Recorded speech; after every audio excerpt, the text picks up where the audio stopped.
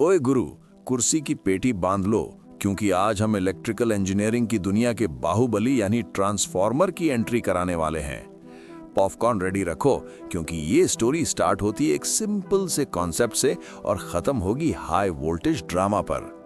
सबसे पहले इसके बॉडी स्ट्रक्चर का पोस्टमार्टम करते हैं। इसका जो कोर होता है ना, वो बना होता है सॉफ्ट आयरन से, एकदम फेरोमैग्नेटिक मटेरियल, ताकि मैग्नेटिक फ्लक्स मक्खन की तरह फ्लो करे। फिर आती हैं इसकी दो अनमोल रतन, वाइंडिंग्स।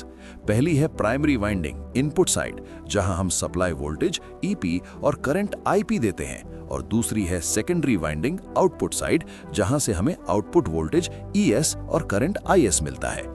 और भाई ये पूरा सिस्टम चलता है म्यूचुअल इंडक्शन के दम पर, यानी पावर प्राइमरी से सेकेंडरी में ट्रांसफर होती है बिना किसी वायर कनेक्शन के। जादू है बॉस। अब सीन में एंट्री होती है एक इमेजिनरी हीरो की, आइडियल ट्रांसफॉर्मर। ये वो परफेक्ट बच्चा है जो असल जिंदगी में एग्जिस्ट ही नहीं करता, इम्पॉसिबल टू कंस्ट्रक्ट है। इसकी एफिशिएंसी ईटा पूरी 100% होती है, मतलब एनर्जी लॉस बिल्कुल जीरो, ना कोई हीट ना कोई वेस्ट। इसका पावर इक्वेशन भी सिंपल है, जितना डाला उतना निकाला, यानी input power is equal to output power, EP into IP is equal to ES into IS. हिसाब एकदम बराबर। लेकिन पिक्चर अभी बाकी है मेरे दोस्त। असली दुनिया में हम डील करते हैं प्रैक्टिकल ट्रांसफार्मर से। चलो जरा इन दोनों का दंगल करवाते हैं पॉइंट बाय पॉइंट। सबसे पहला पॉइंट है लॉसेस। प्रैक्टिकल ट्रांसफार्मर में लॉसेस होते हैं भाई। एक तो कॉपर लॉस, वाइंडिंग्स में हीट की वजह से, फॉर्मूला I²RT, और दूसरा एडी करंट लॉस, IE²RT, जहां इंड्यूस्ड करंट IE कोर में घूमकर गर्मी पैदा करता है। जबकि आइडियल ट्रांसफार्मर में no losses, zero copper, zero eddy current loss, सब कूल। अब एफिशिएंसी की बात करें तो फॉर्मूला वही है, output power upon input power into 100। Practical बेचारा 100% से कम रह जाता है, यूजुअली 93% से 97% की रेंज में। हालांकि मॉडर्न वाले 98% तक खींच लेते हैं। यहाँ input power greater than output power होता है, EPIP ग्रेटर देन ESIS। पर आइडियल वाला पूरा 100%, जहां EPIP is equal to ESIS होता है। इसका सबसे बड़ा राज है flux leakage, phi is equal to B.A। Practical में थोड़ा लीकेज होता ही है।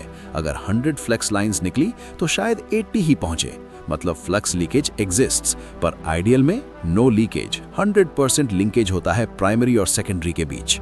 वोल्टेज रेगुलेशन भी प्रैक्टिकल में कभी 0% नहीं होता, जबकि आइडियल में हमेशा 0% रहता है। और सुनो, प्रैक्टिकल वाइंडिंग्स में ओमिक रेजिस्टेंस R होता है और वो ओम्स लॉ मानता है V is equal to IR।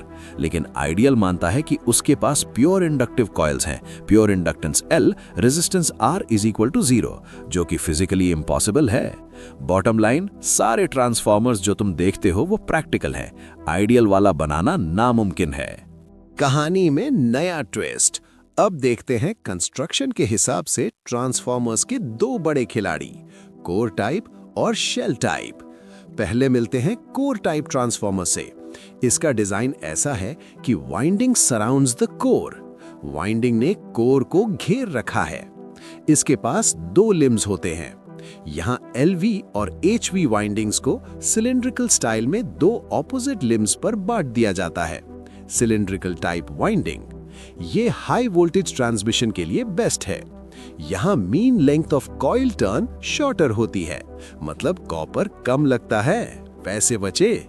इसका सिंगल मैग्नेटिक सर्किट होता है, मतलब फ्लक्स का एक ही रास्ता।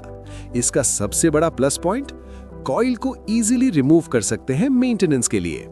इसका कोर क्रॉस सेक्शन सर्कुलर या रेक्टेंगुलर होता है। दूसरी तरफ है शेल टाइप ट्रांसफॉर्मर, जहां core surrounds the winding. Core ने वाइंडिंग को घेर रखा है। इसके पास 3 लिम्स होते हैं। यहाँ सारा एक्शन सेंट्रल लिम्ब पे होता है, जहां LV और HV वाइंडिंग्स सैंडविच टाइप में होती हैं। ये लो वोल्टेज के लिए सूटेबल है। यहाँ कॉइल का टर्न लेंथ लॉन्गर होता है, तो कॉपर ज्यादा लगेगा, थोड़ा महंगा। इसमें डबल मैग्नेटिक सर्किट बनता है, मतलब फ्लक्स दो रास्तों में बट जाता है। पर भाई यहाँ coil can not be removed easily, तो मेंटेनेंस थोड़ा टफ पड़ता है। इसका कोर शेप रेक्टेंगुलर, सिलिंड्रिकल या स्पाइरल हो सकता है।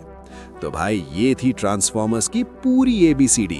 कोर टाइप में वाइंडिंग बाहर, शेल टाइप में कोर बाहर।